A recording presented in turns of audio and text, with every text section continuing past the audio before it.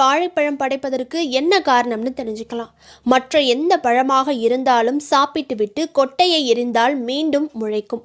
ஆனால் வாழைப்பழத்தை உரித்தோ முழுமையாகவோ வீசினாலும் கூட மீண்டும் முளைப்பதில்லை. இது பிறவியற்ற நிலையாகிய முக்தியை காட்டுகிறது. எனது இறைவா, மீண்டும் பிறவாத நிலையை கொடு என வேண்டவே நாம் நமது கடவுளுக்கு வாழைப்பழம் படைக்கிறோம்.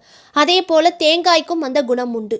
அது மட்டுமல்ல, தேங்காய் வாழைப்பழம் இரண்டும் நமது எச்சில் படாதவை. மாம்பழத்தை நாம் சாப்பிட்டுவிட்டு கொட்டையை போட்டால் அந்த விதையிலிருந்து மாமரம் உருவாகிறது.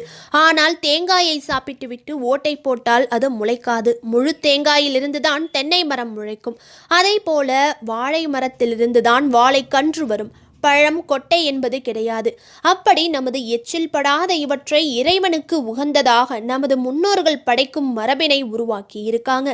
நாமும் இந்த மரபினை பின்பற்றி வருகிறோம். இதுவே இந்து தர்மத்தின் தனி சிறப்பு.